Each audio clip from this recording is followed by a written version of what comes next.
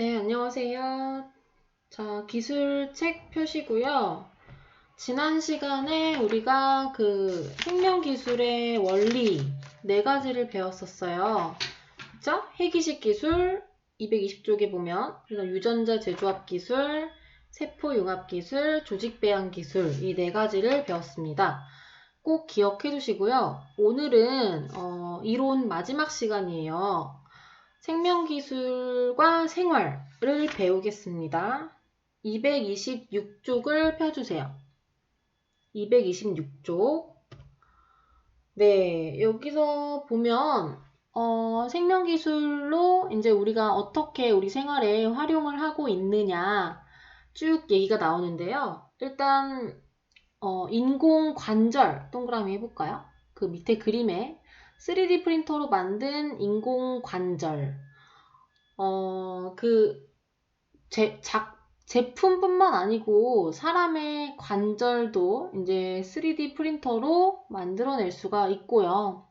그 다음 생체인식 기술, 이거는 정보통신 시간 때부터 계속 나오는 거죠.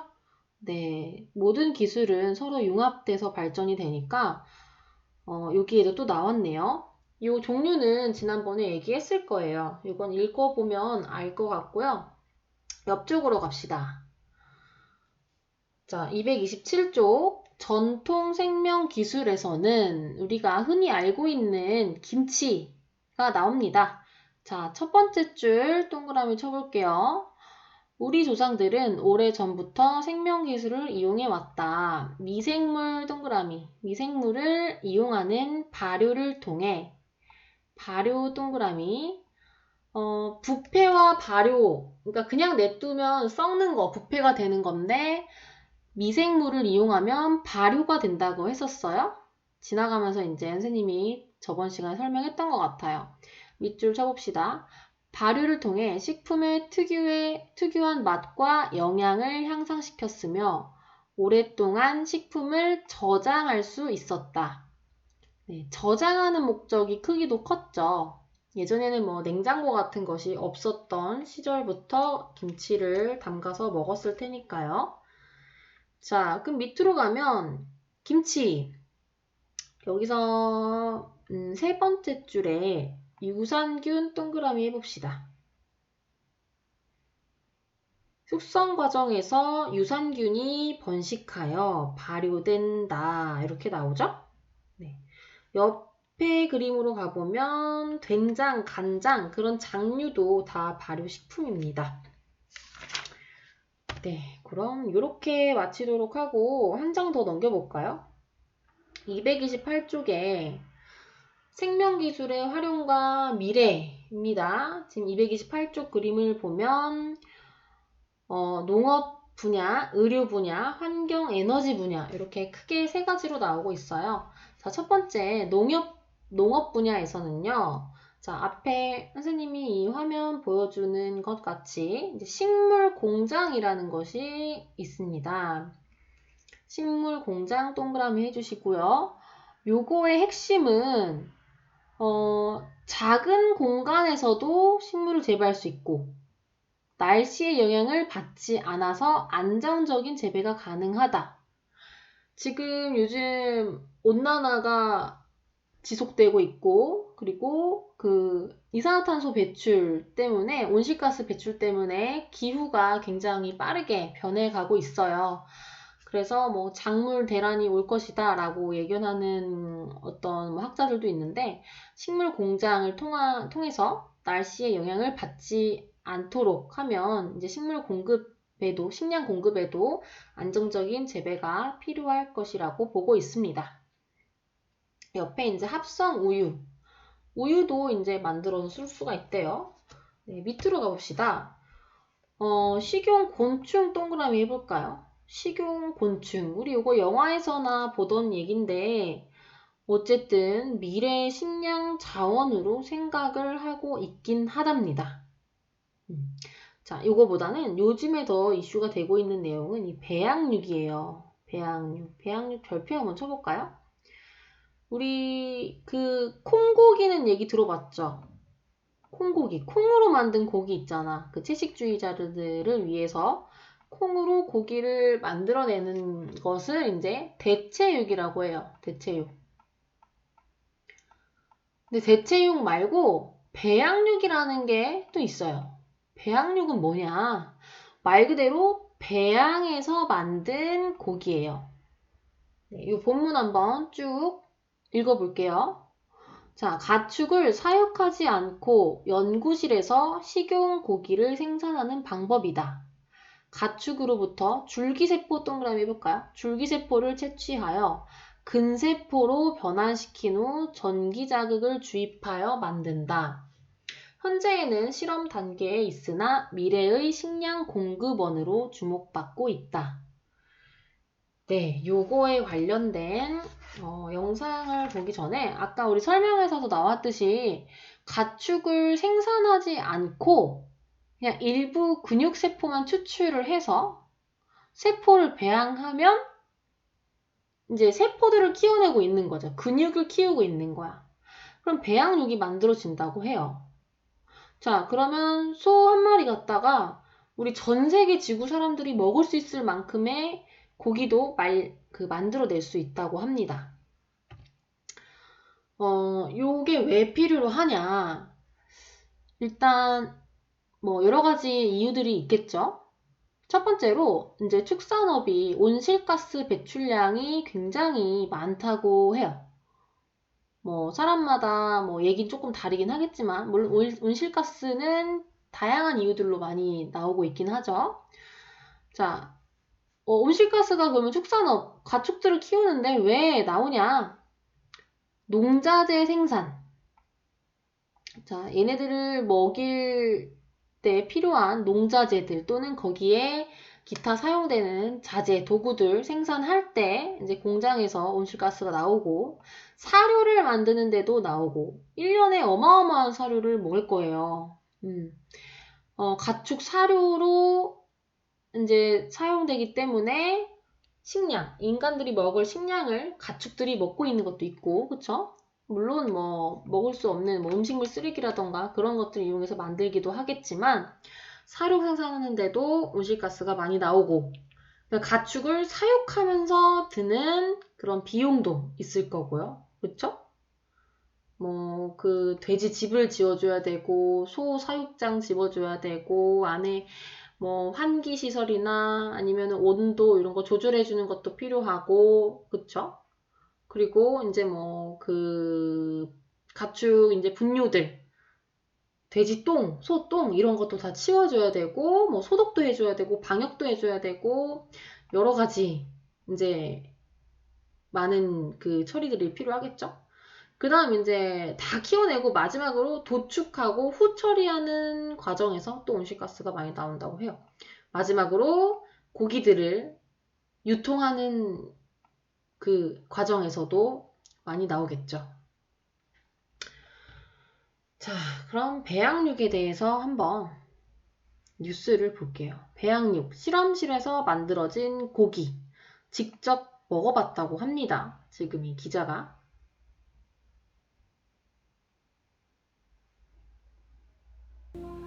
예, 배양육이라고 혹시 들어보셨는지요? 이 소나 닭, 돼지를 사육하는 게 아니라 실험실에서 세포를 키워 만드는 고기를 말하는데요.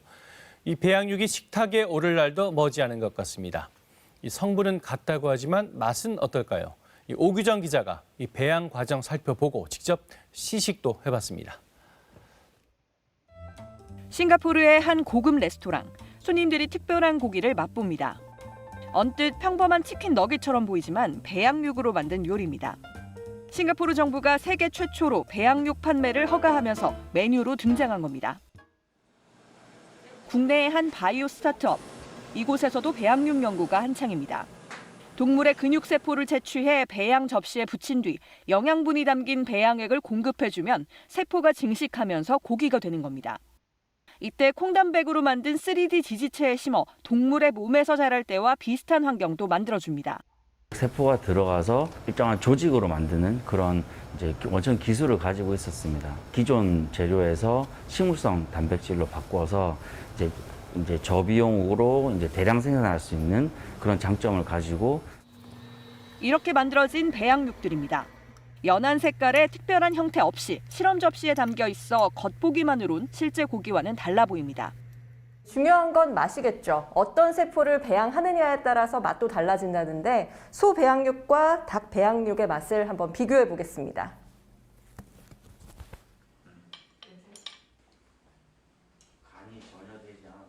완벽하게 같진 않지만 각각 소고기와 닭고기의 풍미가 느껴집니다. 근육 조직이나 지방 조직을 만들어서 배양육을 지금 만들고 있기 때문에 실제 고기와 맛과 향이 매우 비슷하다고 그렇게 말씀드릴 수 있습니다. 문제는 비싼 가격입니다. 현재 이 배양육은 100g 10만 원 수준, 이를 3천 원 아래로 떨어뜨리는 게 업계의 목표입니다. 가격을 해결한다 해도 실험실에서 만들어진 고기에 대한 불안감과 안전 실험실에서 만들어진 목표입니다. 지금 100g당 10만 원이라고 하는데 우리 삼겹살을 기준으로 보면 100g당 한 2,000원에서 3,000원 정도 하거든요. 10만 원이면 어마어마하게 비싼 거죠. 100g당 10만 원. 근데 3,000원대를 목표로 하고 있다고 하네요. 지금 이제 개발 중인 거예요. 가격을 해결한다 해도 실험실에서 만들어진 고기에 대한 불안감과 안전성에 대한 우려는 여전히 풀어야 할 숙제입니다. KBS 뉴스 오규정입니다. 네, 이 뉴스가 언제 뉴스냐? 작년 12월. 그러니까 1년도 되지 않은 뉴스예요. 현재 이렇게 배양육이라는 것도 이제 개발을 하고 있습니다. 자, 그럼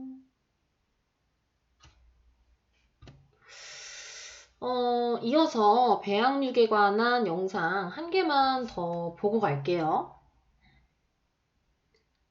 이 고기는 가짜 고기입니다. 라는 이제 영상이에요. 평범한 고기처럼 보이는 이것. 사실 이 고기는 세포를 키워 만든 배양육입니다. 배양육은 소나 닭, 돼지처럼 살아있는 동물 세포를 통해 축산 농가 없이 세포공학 기술로 만들어낸 고기를 말합니다. 배양육이지만 그 맛과 향은 진짜 고기와 분간하기 어려울 정도로 매우 비슷합니다. 배양육에 대한 시장의 관심이 뜨거운데요. 얼마 전 싱가포르 정부는 세계 최초로 배양육 판매를 허가했습니다. 또한 빌 게이츠가 170억 달러를 배양육 스타트업에 투자했고 미국 최대 축산 기업 타이슨 푸드도 대체육 개발에 박차를 가하고 있습니다. 그럼 진짜 고기와 비교할 때 배양육이 갖는 장점은 무엇일까요? 먼저 급격한 인구 증가로 인한 육류 수요를 감당하는 역할을 할 수 있습니다. 유엔 식량농업기구는 2050년이 되면 세계 인구가 100억 명에 이를 것이며 현재 생산되는 식량의 70%가 더 필요하다고 말했습니다. 세포는 무한대로 증식할 수 있으니 작은 세포 하나로 전 세계 육류 공급을 대체할 수 있는 배양육은 식량 공급에 있어 매력적인 대안입니다. 또한 지금의 공장식 사육 방식으로 인한 인간과 자연 환경에 피해를 줄일 수 있다는 점도 장점으로 꼽힙니다. 유엔은 축산업의 온실가스 배출량이 교통산업 전체가 배출하는 양과 맞먹는다고 경고했습니다. 미국의 동물복지운동가 폴 사피로는 지속적으로 발생하는 대규모 감염병을 언급하면서 동물 대신 고기를 키운다면 팬데믹 리스크도 극적으로 낮출 수 있다고 강조했는데요. 따라서 배양육이야말로 청정고기라고 주장하기도 했습니다. 하지만 배양육에 대한 우려 역시 존재합니다. 특히 실험실에서 자란 고기라는 것에 대해 사회적 불신이 생길 수 있는데요. 이러한 불신을 해소함과 동시에 배양육의 안전성을 검증해야 합니다. 또한 비싼 가격도 배양육이 해결해야 할 숙제인데요. 현재 연구자들은 100g에 10만 원 수준인 가격을 3,000원 아래로 떨어뜨리겠다는 목표를 갖고 있습니다. 이러한 배양육의 등장에 사람들의 시각은 엇갈리고 있습니다. 일부는 많은 사람들이 저렴하게 고기를 사 먹을 수 있고 굶주리는 인구가 더는 배고픔에 시달리지 않을 수 있는 유토피아가 올 것이라고 말합니다. 반면 재력가들은 도축한 고기를 먹고 가난한 이들은 대체 식품인 배양육으로 만족할 수밖에 없다는 점에서 오히려 디스토피아가 찾아올 것이라고 말하는 시각도 있습니다. 배양육의 대중화가 가져올 미래, 우리 모두 한 번쯤 생각해볼 필요가 있겠습니다. 너무너무 추운 요즘 꼭 따뜻하게 입고 다니시고 저희 구독과 좋아요도 잊지 말아주세요. 안녕! 네, 이제 배양육이 정말 나오게 되면 우리가 어떻게 받아들여야 되는지를 보여주는 영상이었어요. 자, 교과서 한 장을 넘겨볼까요? 자, 의료 분야에서는 U 헬스케어, 거기 네 번째 줄이죠? U 헬스케어 동그라미 쳐볼까요? 그렇게 많이 사용하는 단어는 아니지만 코로나 때문에 요즘에 비대면 원격 진료, 비대면 의료, 그렇게 그런 비슷한 개념으로 알면 되겠습니다. 일단 그래서 의료용 웨어러블 기기, 우리 웨어러블 기기는 통신 시간에 배웠는데 의료용으로 나온 것들이 이제 많이 나오고 있습니다. 자, 한쪽 넘어가서 231쪽에 보면 이제 바이오 프린팅. 아까 우리 인공 장기 얘기도 나왔었는데, 그쵸? 어디 나왔었지? 네, 인공 관절하면서 그 3D 프린터 기술에 나왔었죠. 그걸 이제 바로 이 바이오 프린팅 기술을 이용해서 하는 거예요. 그러니까 사람마다 각각 구조가 다르니까 알맞게 이제 설계를 해서 하나하나씩 맞춤형으로 제작을 한다는 거죠.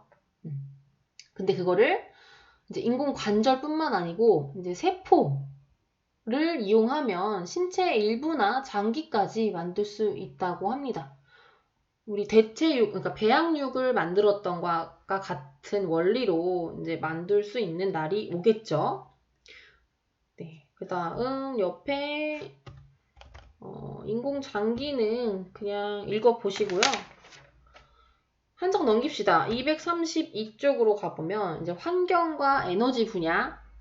이 부분은 우리 바이오 에너지 하면서 우리가 배웠었어요. 네, 그래서 거의 교과서 232쪽.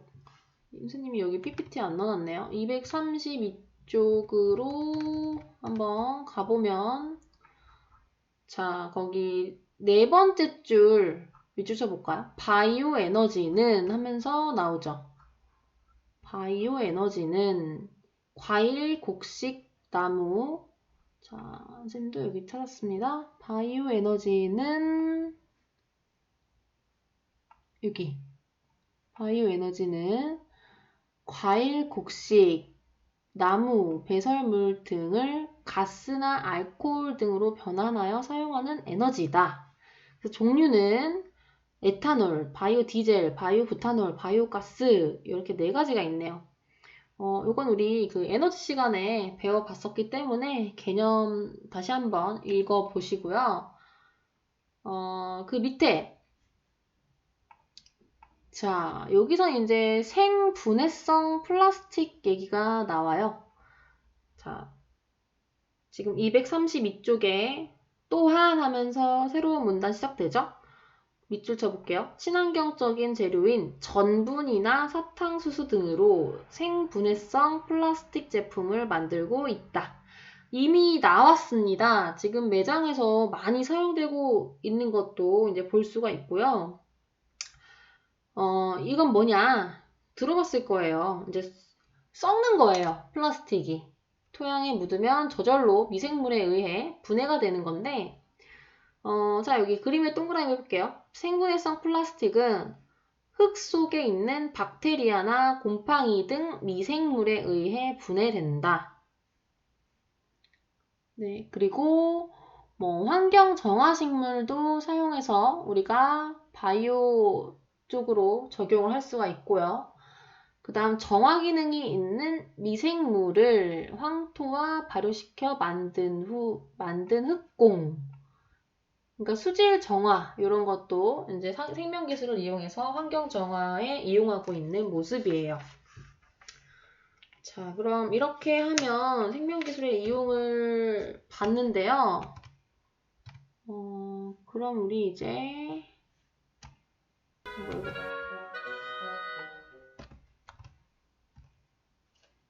PPT가 나와야 되는데, 네. 생분해성 플라스틱 영상으로 한번 다시 정리해 볼게요. 자, 이거는 아까 얘기했듯이 사탕수수나 그런 곡류의 전분가루를 추출해서 만듭니다. 원료도 이제 친환경적이죠? 전분. 그래서 PLA, 생분해성 플라스틱 약자를 PLA라고 해요. PLA를 만들어서 제품을 만들었어요. 플라스틱과 이제 동일한 그런 모양과 성질을 갖는다고 해요. 근데 사용 후에는 땅에 묻거나 분류해가지고 이제 제출을 해서 흙에 묻어서 분해되도록 해야 되겠죠? 이게 바로 이제 생분해성 플라스틱이 이제 자연 친화적인 모습을 보여주는 그런 과정이고요. 80일이면 분해되는 이제 플라스틱이 개발이 됐다고 해요. 80일. 그럼 한 3개월 정도도 채 안 되는 거죠. 그렇지만 여러 가지 또 해결해야 될 문제가 있다고 합니다. 네, 이 뉴스를 한번 볼게요.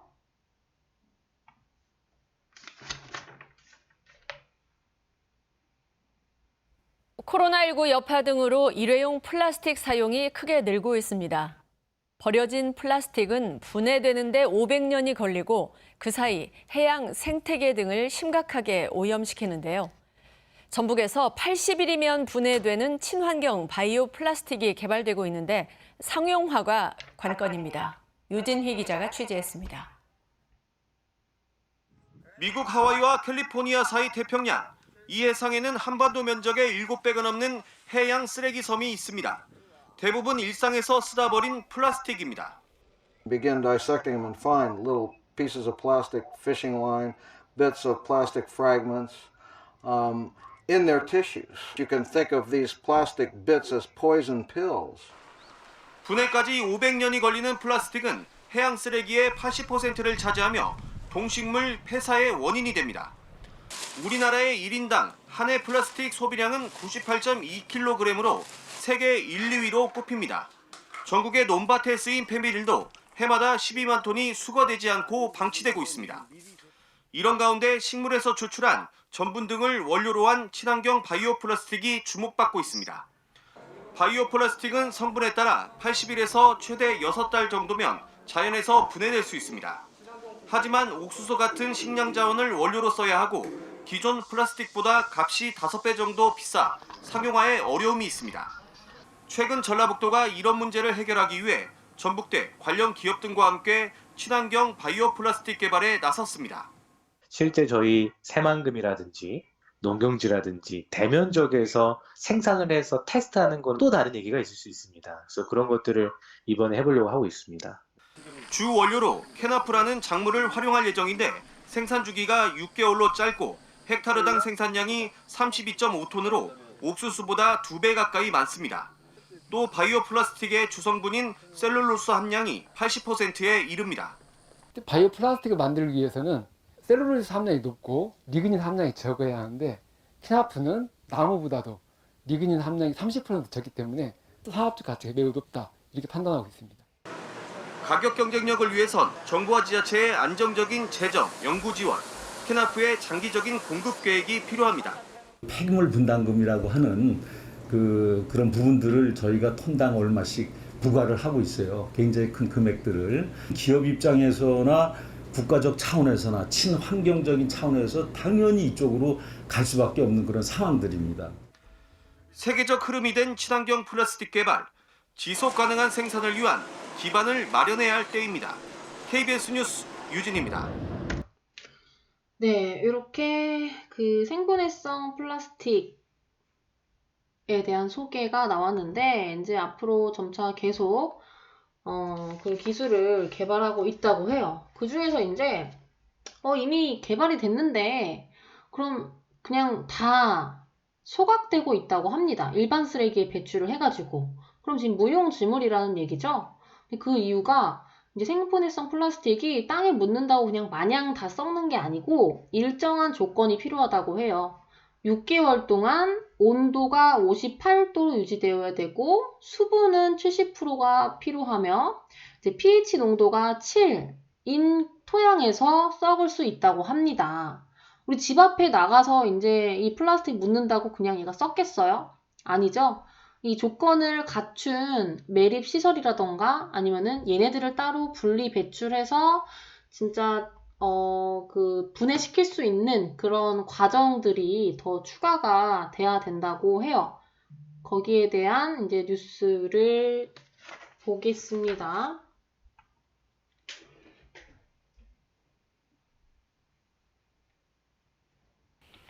친환경 플라스틱이라고 들어보셨는지요? 옥수수나 사탕수수 전분을 이용해 만든 걸로 매립 뒤 6개월이면 네, 이것도 2020년 10월 뉴스예요. 1년도 되지 않은 뉴스입니다. 분해되는데요.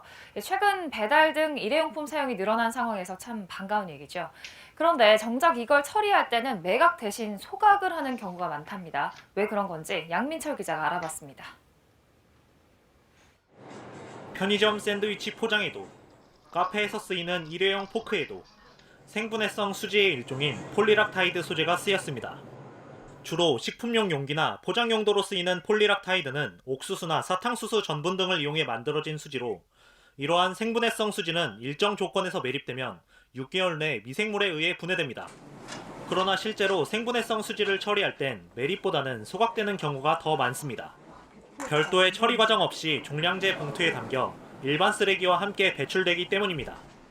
국회 환경노동위원회 이수진 의원이 KBS에 제공한 자료에 따르면 종량제 폐기물의 절반 이상은 소각되고 매립되는 비율은 30%에도 미치지 못합니다.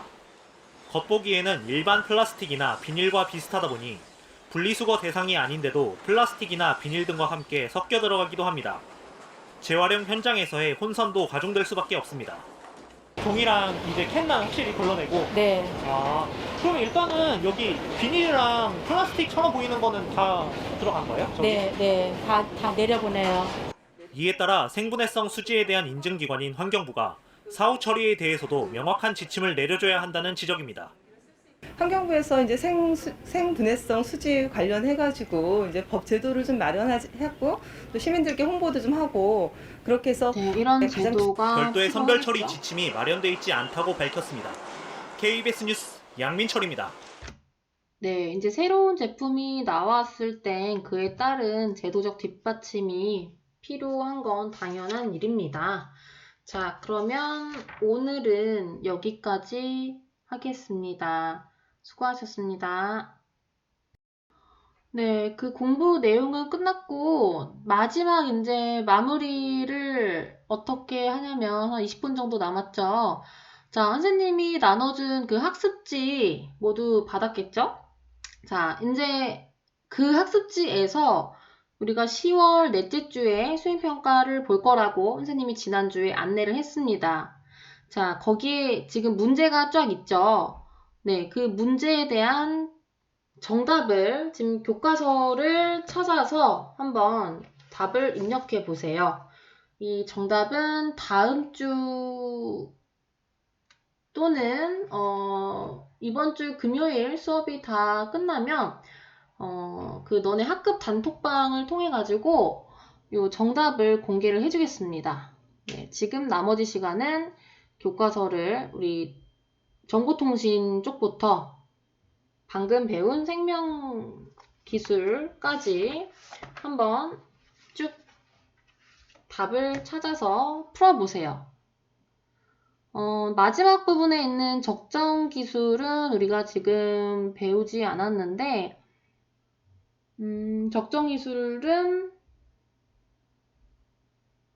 이제 다음 시간에 짤막하게 소개하고 넘어가는 걸로 하겠습니다. 적정기술 문제는 몇 개 안 될 거예요.